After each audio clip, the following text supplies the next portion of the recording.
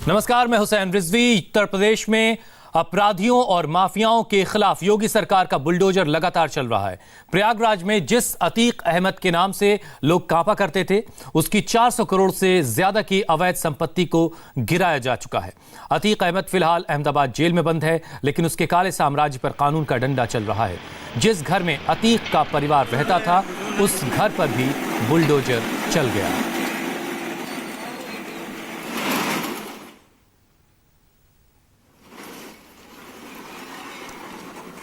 प्रयागराज में अतीक अहमद के अवैध साम्राज्य पर एक्शन पिछले एक हफ्ते से जारी है। प्रशासन ने पहले अतीक के घर पर कार्रवाई की और फिर अवैध तरीके से बने उसके ऑफिस को भी मिट्टी में मिला दिया। इससे पहले उसके कोल्ड स्टोरेज और होटल को भी योगी सरकार ने गिरवा दिया था। अतीक अहमद की सैकड़ों करोड़ रुपए की दर्जनों प्रॉपर्टीज भी कुर्क की जा चुकी है। प्रयागराज से पवन नारा की ये एक्सक्लूसिव रिपोर्ट देखिए। अपराधी से माननीय तक का सफर तय करने वाले अतीक अहमद पर यूपी सरकार की कार्रवाई जारी है और सरकारी कार्रवाई की लेटेस्ट किस्त है, जहां अतीक अहमद के राजनीतिक कार्यालय को या कहें कि राजनीतिक किले को ध्वस्त किया गया है। 1500 वर्ग गज में फैला ये ऑफिस करबला इलाके में है। प्रयागराज का वो इलाका जहां 1989 में अतीक अहमद ने जब पहली बार चुनाव लड़ा था तो यहीं अपना राजनीतिक कार्यालय बनाया था। और अब प्रशासन की तरफ से कहा गया है कि जो नक्शा पास करवाया गया था उससे अतिरिक्त निर्माण किया गया है और इस निर्माण को अब बाकायदा तोड़ा गया है। ये उन कड़ियों में से एक है जो अतीक अहमद के खिलाफ जो कार्रवाई की जा रही है, उसमें से एक कड़ी ये है। आपको बता दें कि अतीक अहमद की 10 से ज्यादा प्रॉपर्टीज पर कार्रवाई हो चुकी है और 300 करोड़ से ज्यादा की प्रॉपर्टी को जब्त किया जा चुका है। सुप्रीम कोर्ट में एक हलफनामे में यूपी सरकार ने बताया था कि अतीक अहमद के खिलाफ 109 मामले दर्ज हैं, जिनमें से 17 मामले हत्या के हैं, बाकी गुंडा एक्ट और गैंगस्टर एक्ट के मामले हैं। और अब कानूनी हथौड़ा जब अतीक अहमद के कार्यालय और प्रॉपर्टीज पर चल रहा है तो स्पष्ट संकेत है कि या तो आप माननीय हो सकते हैं या बदमाश होकर माननीय बनने वालों को कतई स्वीकार नहीं किया जाएगा। कैमरामैन रोहित के साथ पवन नारा, इंडिया टीवी, प्रयागराज। अतीक अहमद के जिस ऑफिस को गिराया गया वो उसकी राजनीतिक धमक का केंद्र हुआ करता था, लेकिन अब अतीक का राजनीतिक रसूख खत्म हो रहा है तो उसके काले साम्राज्य पर भी एक्शन शुरू हो गया है। अतीक अहमद इसी किलेनुमा ऑफिस में बैठकर अपना राजनीतिक दरबार चलाता था, लेकिन अब उसका नया ठिकाना अहमदाबाद जेल है और यहां कानून का हथौड़ा चल रहा है। कानून के हथौड़े का असर यह है कि किलेनुमे इस ठिकाने को ध्वस्त कर दिया गया है और जब हथौड़ा चलता है, कानून चलता है, तो इंच इंच जमीन नाप ली जाती है। सामने जो आप लाल निशान देख रहे हैं, यह प्रशासन की तरफ से मार्किंग की गई थी कि कितना इलाका अवैध है और उसी मार्किंग के हिसाब से अवैध बिल्डिंग के हिस्से को तोड़ दिया गया है। इससे पहले मायावती सरकार के कार्यकाल के दौरान भी यह बिल्डिंग तोड़ी गई थी, लेकिन उसके बाद जेल से बाहर आते ही अतीक अहमद ने इस किले को दोबारा खड़ा किया। लेकिन अब जिस तरीके से एक के बाद एक लंबी कड़ी मामलों की है, उम्मीद कम है कि अतीक अहमद कभी जेल से बाहर आ भी पाएंगे। लेकिन फिलहाल किला जरूर ध्वस्त हो गया है।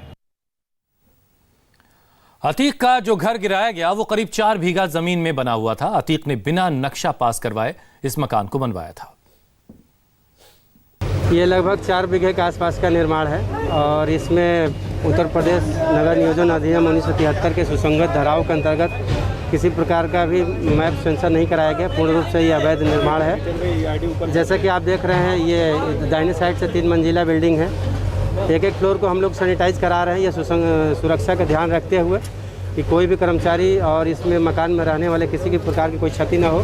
पूर्ण रूप से सैनिटाइज कराने के बाद ही ध्वस्तीकरण की कार्रवाई प्रारंभ की जा रही है।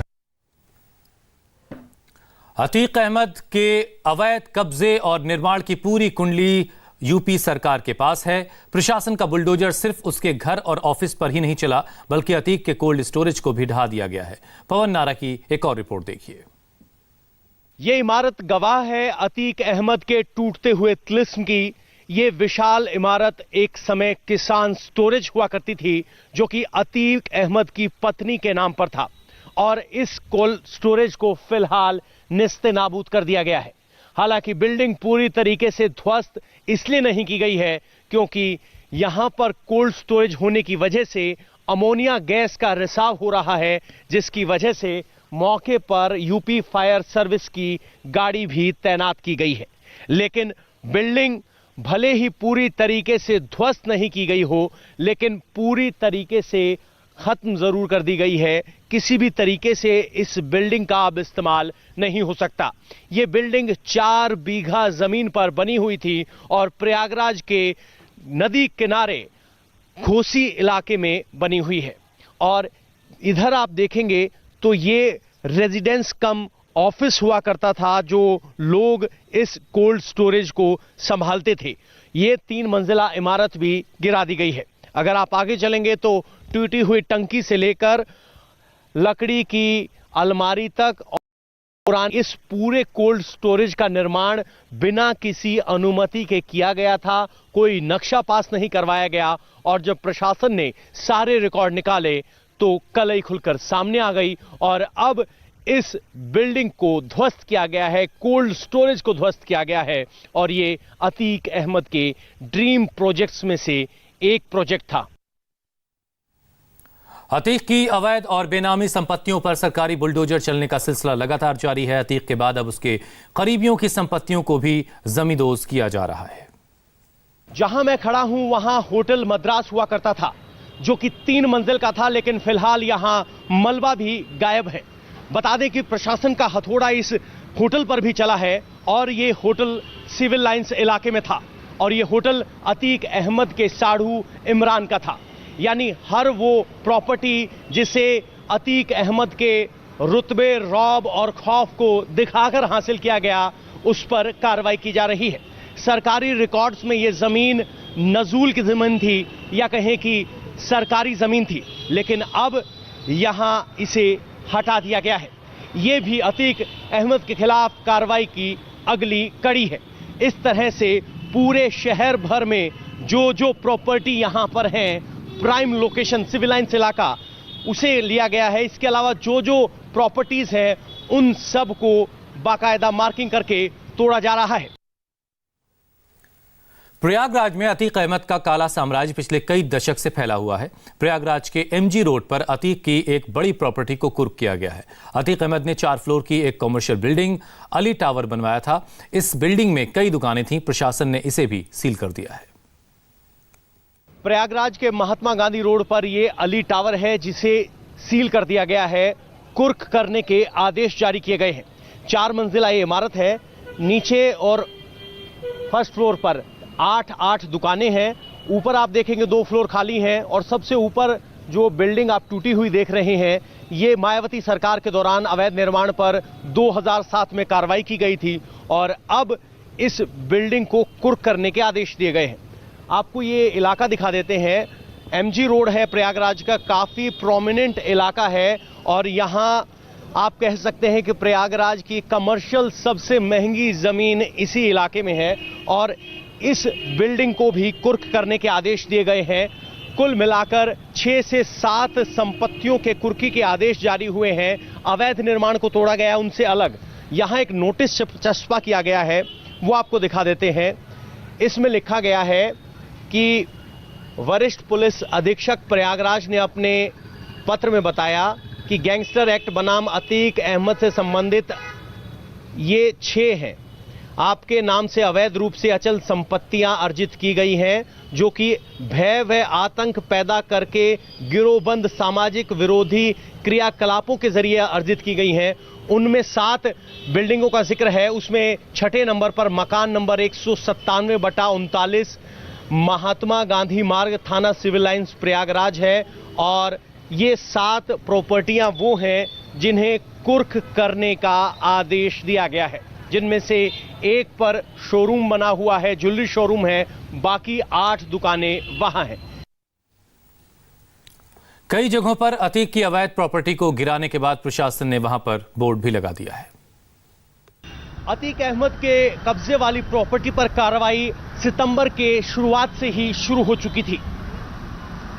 अतीक अहमद के कार्रवाई सितंबर की रोलिंग अतीक अहमद के कब्जे वाली प्रॉपर्टी पर कार्रवाई सितंबर की शुरुआत में ही शुरू हो गई थी।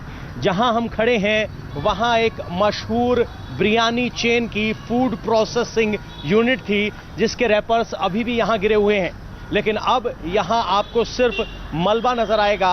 कार्रवाई करने से पहले फूड चेन को अपना सामान हटाने की अनुमति दी गई थी और अब इस इलाके को या कहें कि इस जगह को खाली करवा लिया गया है। ये 500 वर्ग गज की जमीन थी जो कि सिविल लाइंस इलाके या कहें कि इलाहाबाद की प्राइम लैंड है, वहां पर कब्जा था। ये जमीन सरकारी है और ऐसा नहीं है कि सिर्फ प्रॉपर्टी से कब्जा हटाया जा रहा है। कब्जा हटाए जाने के बाद बाकायदा यहां सार्वजनिक सूचना लिखी गई है कि 5B सिविल स्टेशन नवाब यूसुफ रोड सिविल लाइंस का अंश भाग क्षेत्रफल 418 वर्ग मीटर है।